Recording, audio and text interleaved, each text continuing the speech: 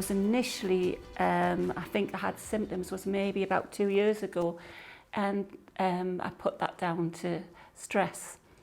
So when the next day, when I got these symptoms of feeling like I wanted to pass out, feeling faint, feeling like I was hungry, I put that all down to stress. But luckily I'd sort of asked if I could go and see A&E. They did all the right tests. So I had an ECG, had bloods, but nothing showed. So again, must be, yeah, it's stress. Moved, so take a year down the line, I started walking fast and getting chest pain. And when I got stressed, I was starting to feel that pain again. So I thought, oh, yeah, it's stress. Luckily, a colleague of mine who'd had heart problems said, no, go to see your GP. Actually, she was very, very good. She was very good. She listened to my chest. She took my blood pressure. She said, yes, I think we'll refer you to a cardiologist or the cardiology department. I can't remember the time scale. I think I went to them in May, probably the GP, got the ECG probably 4 weeks later. And that's where they did an ECG and they took some bloods. Then I ended up getting an appointment to see that I thought was going to be a cardiologist, but it was actually the cardiac nurse. Again, they repeated the ECG, which that alarm bells started ringing. And this time I was able to have a look and I saw, left ventricular hypertrophy. So I thought, right, there's something wrong with my left ventricle because it's in hyper. So that's hyper to me is like hypertension, so it's high. What I later discovered, it was like the heart enlarging on the side. Didn't know what that meant, but never asked because I felt a little bit, I shouldn't have really looked at that, what's on the top of the ECG. Took it in to the cardiac nurse. She talked to me, she took a history of my symptoms, did my blood pressure. By that time, I still hadn't been put on any heart medication, but it was a little bit high. She again said, it's probably stress, but you've got a cracking heart murmur. I think we'll just do an echo and have a look. I came back off my holiday, had my ECG. Again, you get that feeling there's something wrong, but no one's telling you anything, because as I was getting the echo and it finished, she mentioned the word, well, it's either, moderate, severe. She also said I would be hearing something, and she stressed that it was almost like it was going to happen very quickly. But it didn't happen very quickly. But that, again, after hearing, it was because the nurse was on holiday. As soon as she came back off holiday, had got the results, she rang me. Because she wanted to support me, which I think was really, really good. She didn't want me to get a letter, come through my door and think, what's that? Unfortunately, I did respond when she rang up and said, I've got your results. And I said, yeah. And I said, but it's like about nearly 2 weeks. I've been on holiday. Michele, you've got severe aortic stenosis.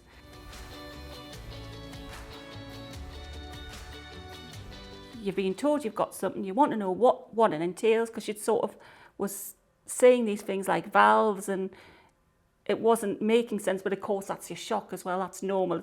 You're not going to be taking things in. I know that as a nurse, I was in shock taking that in. Went off and was trying to internalise what was being said to me. And she said she was referring me to the cardiologist. Yes, but I knew at that time how I was feeling. I wasn't mentally able to support anyone else at work, and I needed to feel that I was okay, because at the end of the day, even though, yes, there was a physical thing, but I could still physically care for patients, but mentally, you need to be mentally strong in order to care for your patients. So I wanted to make sure I was mentally strong enough to go back to work.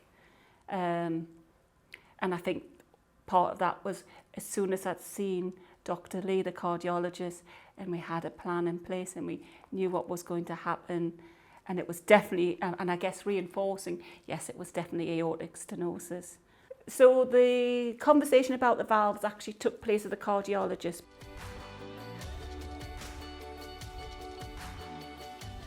So Michele's really a colleague, isn't she? So there's no more pressure than having to do an operation on someone that a lot of your department knows very well and loves very well. So I knew about Michele before she came to clinic, because I would meet people in the corridor and they would say, oh, I believe you're going to be Michele's heart surgeon. I'll make sure she does well. You know, there's this kind of emphasis that goes alongside it. So at the clinic, Michele was very good at not telling me that she was doing research, and we just had the conversation. And then afterwards, she sent me a few emails of the research that she'd done and the literature she'd reviewed.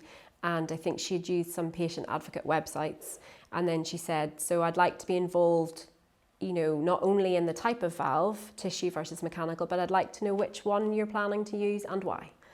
And I think that's probably a fantastic example of what I'd like patients to do, because I think that really matters. For her to feel that involved in the decision making up until that point allows her to take much more ownership of it, and so she can feel much more satisfaction with it at the end of it, because she's been allowed to be involved to that degree. I started asking questions after seeing the cardiologist. I started asking about valves. I knew that there was a domestic who said, oh, I've got one. I've got a mechanical valve. So she was a very good resource of talking about it.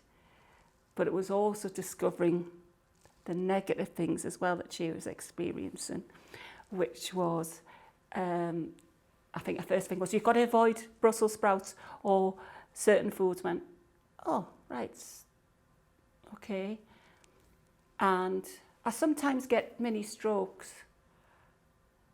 Right, how do you know? Well, I just go a bit vague, and I'm thinking, oh, I don't know if I like the sound of this. Okay, I wonder what else there is. And I hadn't, again, there's no one I've met that's tissue, but someone, often people's knowledge of tissue is a negative thing because they say it's short acting, that it only lasts for 7 years. And it wasn't until I saw my surgeon, Miss Booth, who said, it's your choice, look into it. I started looking more into it.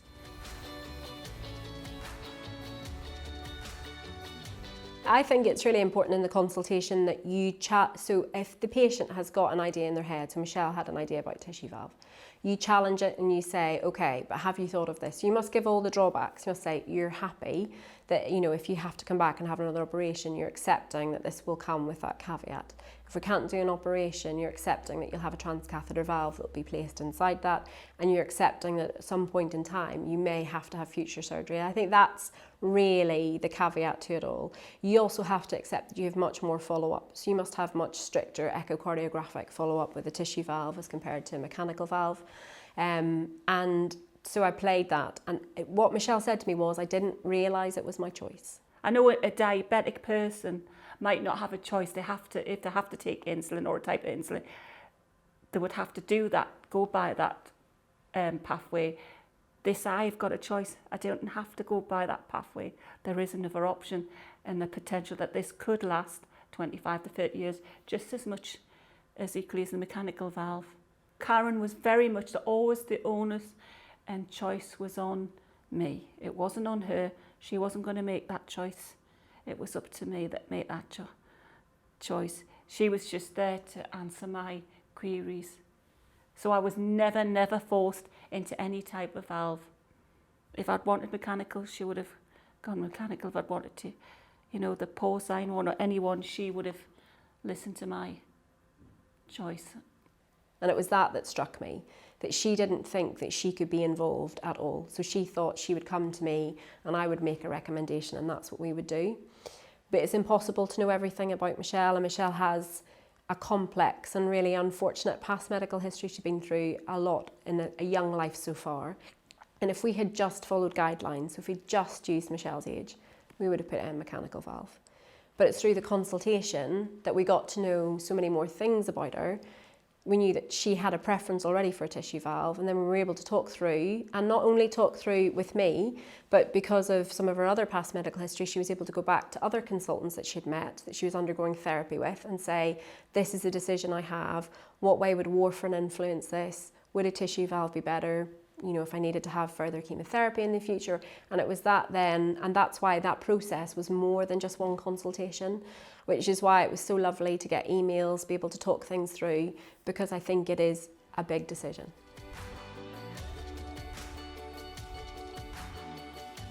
Bras. So making sure I had a good sort of bra that didn't have underwire. So I was looking for those, and making sure my bag was all packed and prepared. So because looking at what other people were saying, sometimes it got cancelled, or there would be pencils in, there'd be a cancellation, and they could just go in. So it was having my nice new pyjamas, because you want, and I got all the nice new toiletries, and found that they do sort of electric toothbrushes on batteries now, so I've got a nice one of them. So that was all the practical things.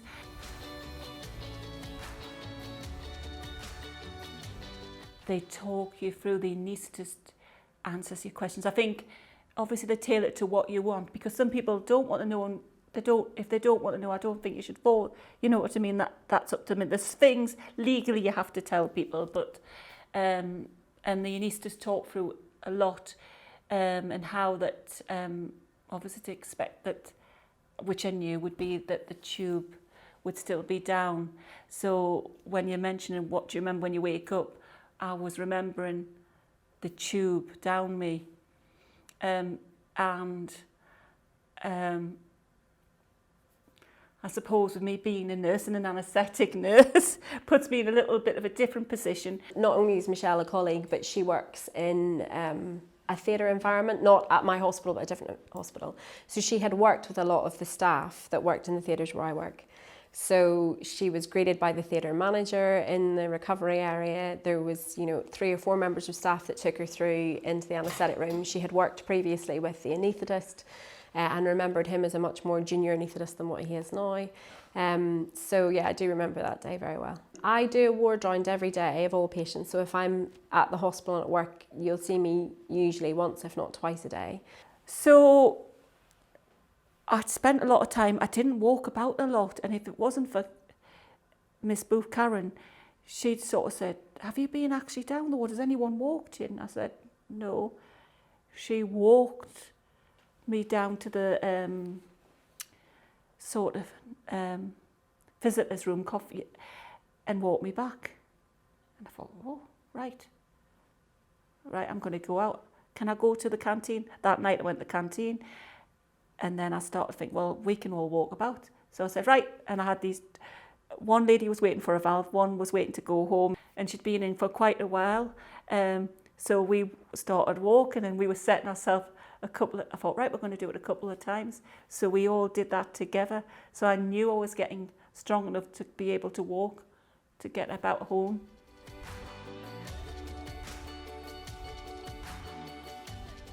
Once you're discharged, I think it becomes I think you can feel a little bit more lost, because you're in the community, but you don't have access to people who know as much information about heart surgery. And I think that's something that we probably need to do a little bit better. And we need to get a little bit better for patients, because your next point of contact would be about 6 weeks out. The district nurse will come and see you and check through your wound and everything. And there's always a phone number that you can lift and you can call. And Michele certainly did call us after her operation and asked to come back and see us and met us on the ward. And that service is available. But I think that that's important, because you don't know what you're meant to feel like, and you don't know how is it meant to be. And as much as you test yourself in hospital, it's only when you get home that you really exercise and you really push some limits, and you see, what your pain's actually like, and how often you need painkillers, and are you meant to feel this breathless, or how is it, what's the normal meant to be? And I guess it differs depending on each patient and what their background is. I think it's so individualised, but I think it's very common for people to feel like that. And I think what people need to remember and stress is it is going to get better, but it's going to take time. So once you're seen at that 6-week check, then it's about making sure that you're under follow-up of some degree, and usually that again won't be done by the surgeon but will be done by cardiology. Just having that reassurance and no one pushing me into anything. They were brilliant, because I was worrying about, I wanted to get the cardiac rehab because the next step is rehab, is going back to work.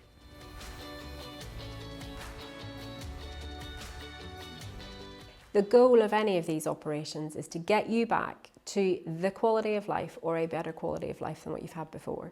So goals are the best way to do that. It was the little joyous things like going out for dinner, going to a restaurant, if I've done. Again, my friends drove me and would come and visit me and would take me out.